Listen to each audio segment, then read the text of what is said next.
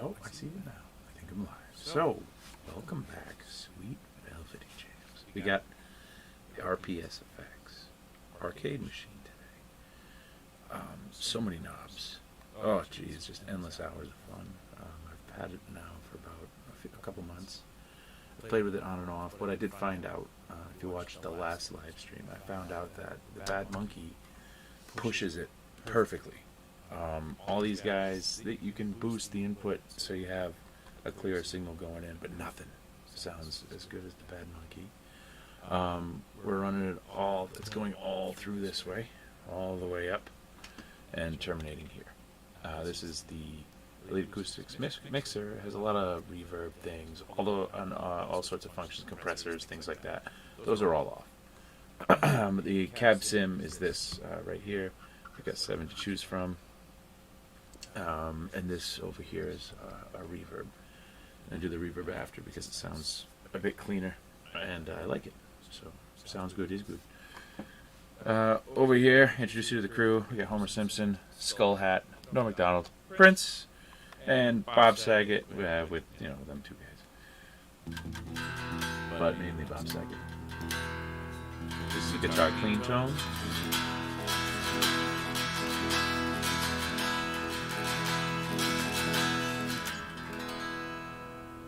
I'm probably going to do just single notes.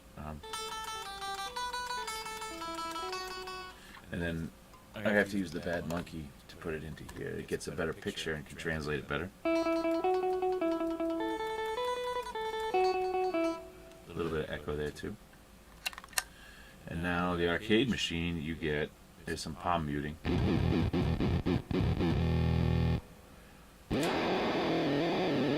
And if you just, hit all the strings, it goes haywire. In a beautiful way. In a very, very desirable way. I write a lot of songs about robots taking over the earth, and this is the sound I need for that.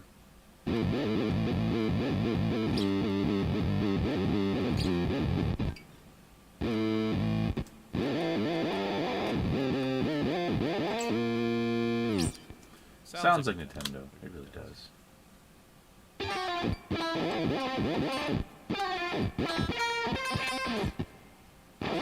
Alright, so what we have here is the octaves. So these are the octaves, and these are the ones that change. These are more function. They interact with each other, and we can go through them one by one. The octaves are easy. This is 2 octaves down, 1 octave down. This is your 0 octave, so basically the octave you're throwing into it. This one here is a cool one. I call it the Transient, because you can...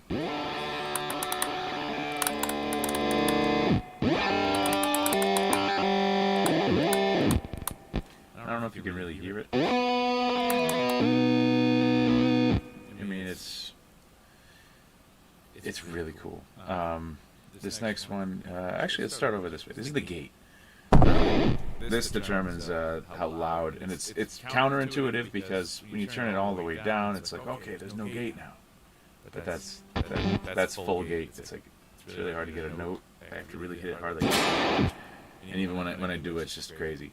So if I bring it all the way up, it's like there's no gate now.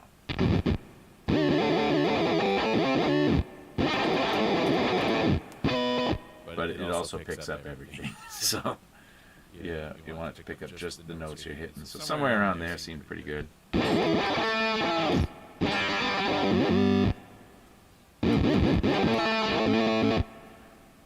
But with this Bad Monkey, it ends up being more over here somewhere.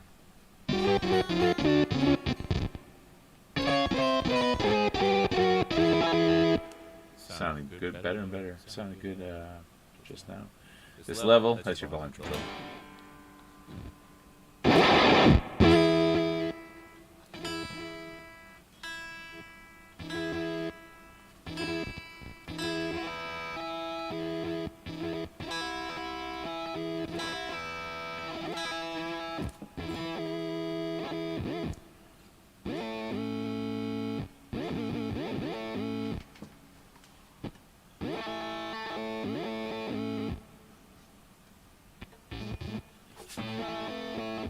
We can change a whole lot with this bad monkey here. Let's bring the highs all the way up, lows all the way down. See what happens.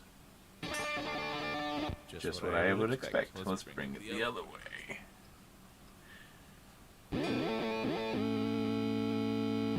I want that tone.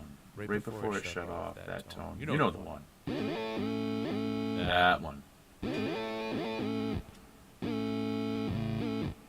How do I get that? I might have to do that with my hands. Yeah, you gotta use your fingers and kind of palm mute it. I like that. Alright, let's try to get that without playing guitar so hard. It's difficult to get that tone. You have to be just gentle enough or else it doesn't work.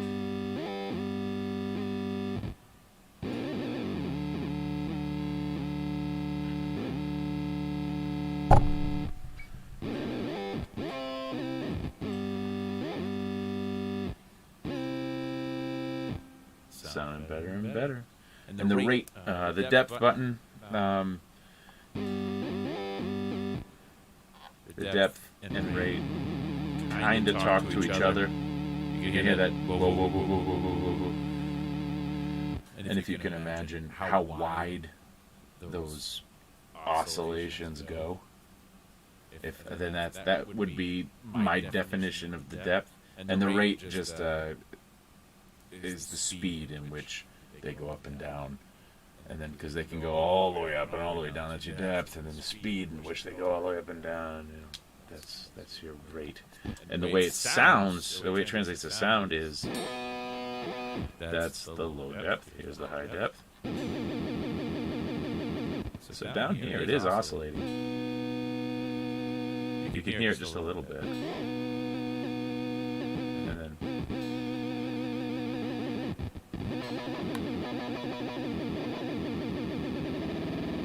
And then the rate.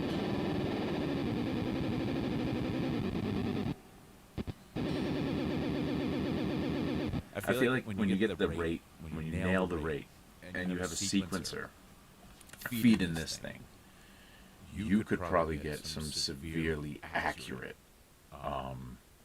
arpeggios out of a guitar, out of a keyboard, out of anything.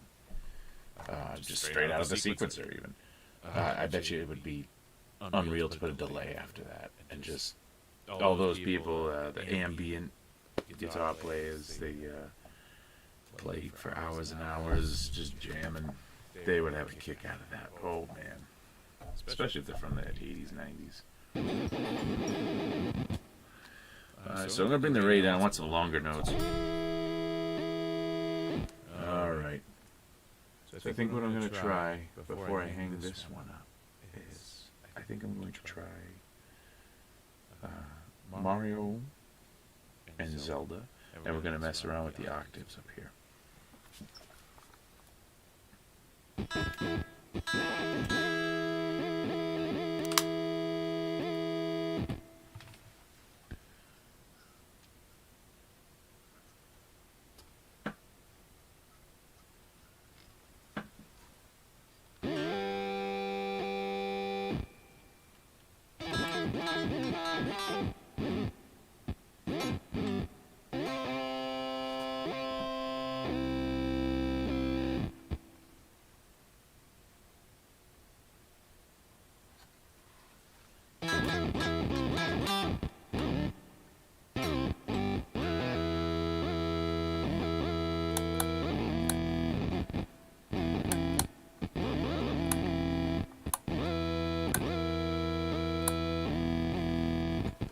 That one.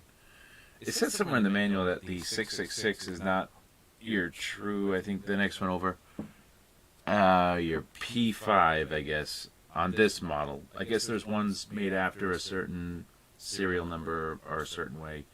This one was made after. So wherever the box is, I'll have to look it up to figure out what those mean. But you can pretty much figure it out by ear because you can hear it going up and down.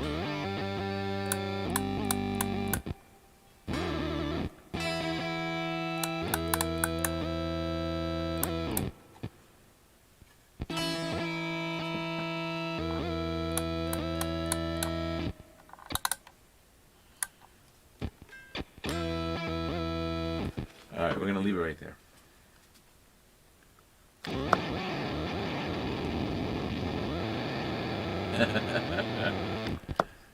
If the arcade machine pisses you off, just turn on your DS2.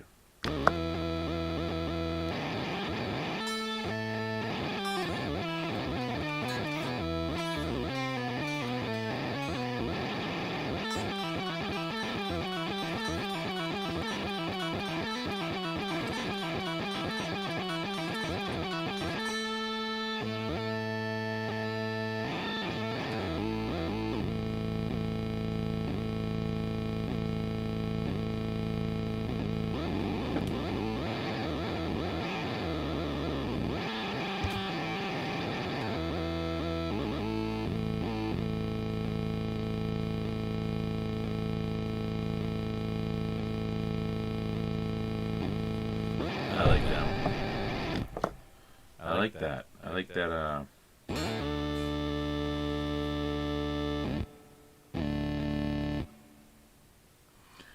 I like knowing that it's enough, and the level here is enough.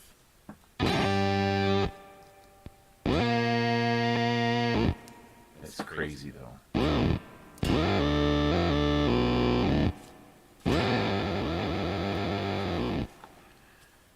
Trying to tame it is definitely an undertaking. I think using your fingers instead of the pick. So here's the pick. It does some jumping, and it's that initial attack of the pick. But you definitely get a with your finger. Alright, so it wasn't enough here, but this will be.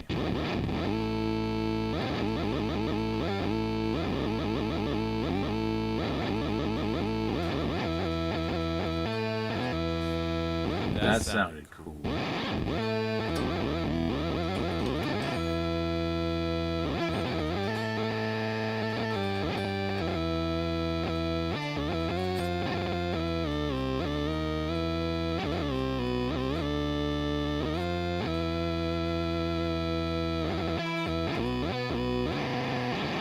Alright, I did my best there. That was supposed to be Zelda. I did my best.